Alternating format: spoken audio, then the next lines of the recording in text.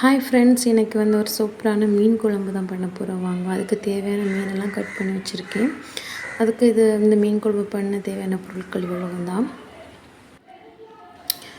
முதல்ல நம்ம வந்து மீன் குழம்பு பண்ண தேவையான மசாலா ரெடி பண்ணலாம். இந்த மீனுக்கு தேவையான அளவு தேங்காய் துருவி வச்சுருக்கேன்.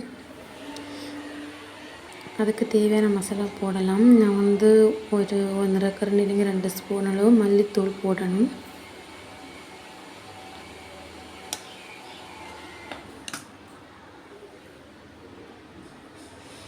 ஒரு ஸ்பூன் அளவு மிளகுத்தூள். காரம் கம்மியாக வேணும்னா கொஞ்சம் மிளகுத்தூள் வந்து கம்மி பண்ணுங்கள்.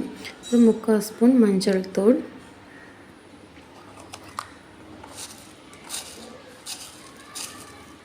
ஒரு 1/4 ஸ்பூன் வெந்தயம், வறுத்த வெந்தயம்,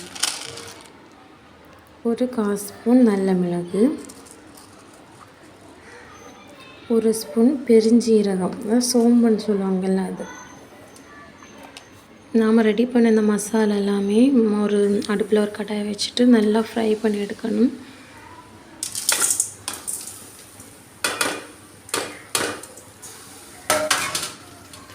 அடுப்பை வந்து சிம்மில் வைங்க. சிம்மில் வச்சுட்டு நல்லா ஒரு கோல்டு கலரில் அந்த அளவுக்கு ஃப்ரை நல்லா வறுத்தெடுங்க. இப்போ நம்ம இந்த மசாலா வந்து நல்லாவே வறுத்தெடுத்தாச்சு. நெக்ஸ்ட் இதை வந்து ஆற வைங்க. சூடோடு நம்ம மிக்சியில் அரைக்கக்கூடாது. அதனால இந்த சூடெல்லாம் ஆறின பிறகு தான் நல்லா ப்ளெயின் பேஸ்ட்டாக அரைக்கணும். நெக்ஸ்ட் வந்து மீன் குழம்புக்கு தேவையான பொருட்கள். இந்த பெரிய வெங்காயம் இல்லைன்னா சின்ன வெங்காயம் எடுத்துக்கலாம். ஒரு 10 அளவு சின்ன வெங்காயம் எடுக்கலாம். இதெல்லாம் சின்ன சின்னதாக கட் பண்ணி வச்சாச்சு.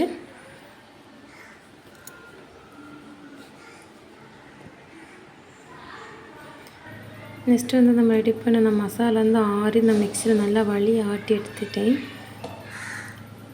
அடுத்து அந்த அடுப்பில் ஒரு இரும்பு சட்டி வச்சுட்டு தேவையான அளவு ஆயில் ஊற்றுங்க. ஆயில் வந்து சூடான பிறகு 1 ஸ்பூன் கடுகு போடுங்க.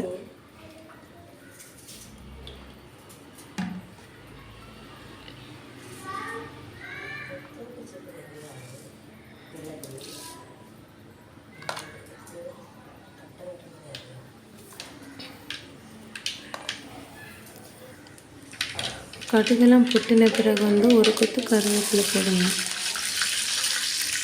அடுத்து வந்து கட் பண்ணி வச்சுருக்க பச்சை மிளகு, நான் 4 பச்சை மிளகு 2ஆக கீறி வச்சுருக்கேன், அதை எடுத்து போடுங்க. அது போட்ட பிறகு வந்து நம்ம கட் பண்ணி வச்சுருக்கிற வெங்காயம் தக்காளியும் போட்டு நல்லாவே வதக்கிடுங்க. தேவையான உப்பு போட்டு நல்லா வதக்குங்க.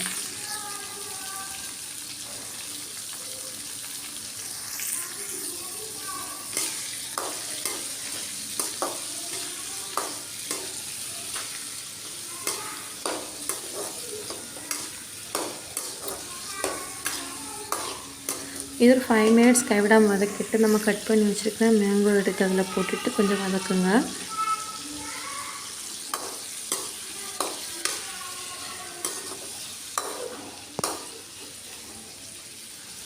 வதக்கின பிறகு வந்து ஒரு 5 மினிட்ஸ் மூடி போட்டு பொத்து வைங்க. அப்போ இந்த மேங்கோ இந்த உள்ளி எல்லாமே நல்லா அழுகி வந்துடும். இந்த ஸ்டேஜில் நம்ம தேவையான அளவு புளி வந்து ஊற வைக்கலாம். நான் வந்து ஒரு பெரிய சைஸ் நெல்லிக்காய் சைஸ் அளவு வந்து புளி எடுத்துருக்கேன். ஏன்னா மேங்கோ போட்டிருக்கேன், மேங்கோ வந்து புளிப்பாக தான் இருக்குது, அதனால் இந்த அளவு புளி எடுத்துருக்கேன். மாங்காய் இல்லைன்னா கொஞ்சம் எக்ஸ்ட்ரா புளி எடுங்க. நல்லா ஊறிடுச்சு. நெக்ஸ்ட்டு வந்து நம்ம சிம்மில் வச்சு வேக வச்சுருக்க ஆனியன் எல்லாமே வெந்துடுச்சு. லைட்டாக கொஞ்சம் வதக்கி விட்டுட்டு நம்ம ரெடி பண்ணி வச்சுருக்கிற மசாலா இதெல்லாம் ஆட் பண்ணலாம்.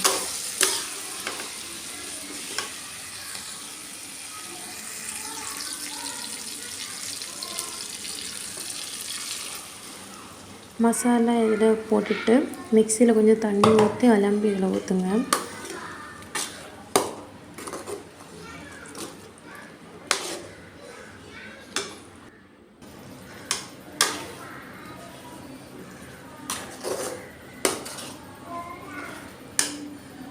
அடுத்து வந்து நம்ம கரைச்சி வச்சுருக்கிற புளி ஊற்றுங்க.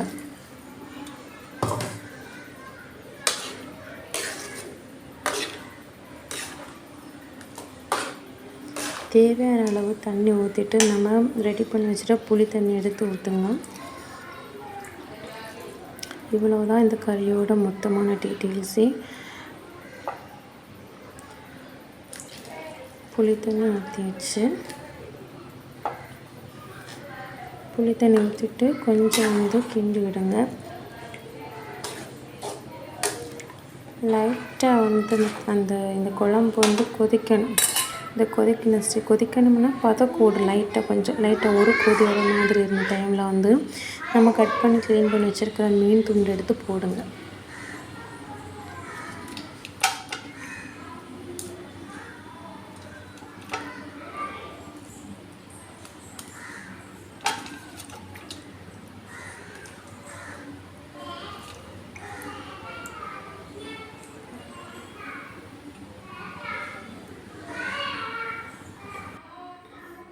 இப்போ குழம்பு நல்லாவே கொதிச்சிடுச்சு. இடையில கொஞ்சம் கிளறி விடுங்க. தேவையான அளவு உப்பும் போடுங்க. இப்போ சூப்பரான மீன் குழம்பு ரெடி ஆகிடுச்சு. மீன் குழம்பு எப்போவுமே நம்ம பண்ண அன்னைக்கு விட மீன் குழம்பு பண்ண மறுநாள் தான் இன்னும் டேஸ்ட் கூடும். அந்த மீன் குழம்பு வச்சு நம்ம பிரேக்ஃபாஸ்ட் அண்ட் லஞ்ச் கூடலாம் செம்ம டேஸ்ட்டாக இருக்கும். இப்போ நம்ம வறுத்தரைச்சி செஞ்ச மீன் குழம்புனால ஒரு 2-3 days வரை கெட்டு போகாமல் அப்படியே இருக்கும். இந்த சுவையான மீன் குழம்பு ரெசிபி உங்களுக்கு பிடிச்சிருந்தால் லைக் பண்ணுங்கள், சப்ஸ்கிரைப் பண்ணுங்கள், ஷேர் பண்ணுங்கள். Thank you friends.